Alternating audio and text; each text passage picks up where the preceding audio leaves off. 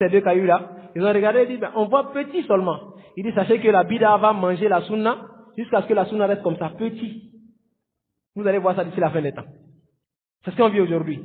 Quand tu prends aujourd'hui la majorité des musulmans de Côte d'Ivoire, on te dit 54% de musulmans. Qui sont ceux, ou bien combien sont ceux-là qui ont compris la religion comme il le faut, sur les bases solides, le tawhid, les fondements de la sunna, et se tiennent à l'appliquer. Combien ils sont?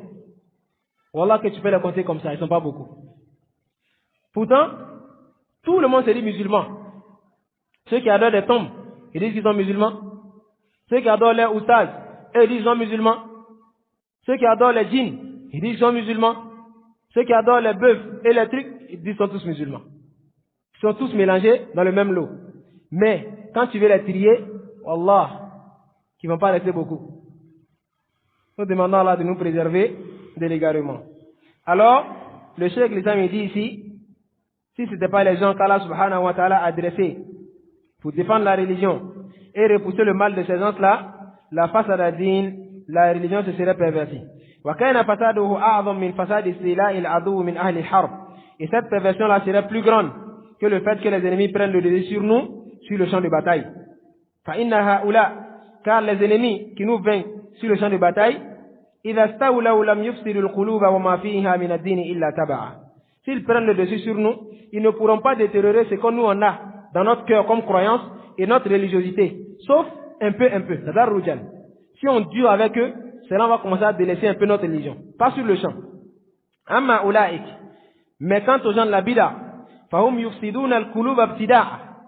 et ils détruisent les cœurs dès le début. Quand ils sortent, si tu as cru à leur croyance et que tu meurs demain, tu vas où? Tu vas en enfer. Il t'a volé ta dunya et il t'a volé ta akhirah. Voilà pourquoi le Cheikh Hassan dit Hum a'zamu surraq. Il dit c'est le plus pire des voleurs. Le voleur n'est pas celui qui te vole ton argent, ton portable. Ça c'est un voleur de la dunya. Il t'a rien volé. Là, celui qui est pire, c'est celui qui te vole ton din. Fa'innahu yudammiru akhiratak. Car lui, il détruit ton au-delà. Quelqu'un qui meurt sur la croyance des Asha'ira, qui croit que lui, son Seigneur, Allah qui l'adore, il est partout. Bi'sa aqida. Quelle mauvaise croyance. Toi, tu crois que ton Seigneur que tu adores là, il est partout. Où on élève les porcs, dans les douches, il est partout. Tu meurs sur cette aqida là. Tu vas croiser Allah comme Ayam al-Qiyamah. Quelqu'un qui croit que il n'y a pas de qadar, et que toutes les choses se font par hasard, et que Allah ne sait même pas la chose, sauf après qu'elle se passe. La qadariya. Tu mets sur une croyance comme ça, tu vas dire quoi à Allah? T'es foutu. Quelqu'un qui pense qu'adorer une tombe fait partie de la religion. Il va, il fait des vœux à la tombe, il fait les immolations, il se colle à la tombe, il prend les pierres de la tombe ou bien du sable de la tombe pour se frotter le visage. Mais s'il meurt sur cet acte, il est foutu. C'est le mot sur le shirk. Pourtant Allah subhanahu wa ta'ala, il dit quoi? فَإِنَّهُ مَنْ يُشْرِكْ بِاللَّهِ فَقَدْ حَرَّمَ اللَّهُ عَلَيْهِ الْجَنَّةِ وَمَأْوَاهُ النَّارِ وَمَا لِلظَّالِمِينَ مِنْ أَنصَارٍ. C'est à ça qu'il faut rappeler les musulmans. À la bonne croyance. Les faire comprendre que c'est la croyance qui est la base de la religion. Quand elle est bonne, comme a dit l'imam Ibn al-Qayyim, il dit quand la croyance est bonne, alors les mérites sont escomptés, dans la dunya comme dans l'au-delà. Il dit les gens de la sunna, même si leurs actions les mettent en retard, yani, même s'ils n'ont pas beaucoup de bonnes actions, Yawm al-Qiyamah, leurs croyances vont les faire atteindre des grands degrés. Il dit mais les gens de la bid'a, même s'ils ont des adorations telles des montagnes, Yawm al-Qiyamah, leurs croyances vont les faire entrer en enfer. Ta'amalu hadha al-kalam. Kalamun jamil. C'est à ça qu'on doit appeler les musulmans. Leur faire savoir que la croyance est le summum de l'islam. C'est la base de l'islam. Tu n'as pas une bonne croyance, tu ne peux pas avoir une bonne pratique, c'est impossible. Nous demandons à Allah de nous préserver. Alors, le Cheikh l'Islam Ibn Taymiyyah rahimahullah ta'ala, il a fini sa parole par cette parole-là, dans laquelle il démontre que le fait de mentionner les gens de la bid'a par leur nom, les critiquer, montrer leurs défauts aux musulmans, cela est une chose bien légiférée. Au contraire, c'est obligatoire. pour tout musulman d'une obligation kifaiyan, de suffisance.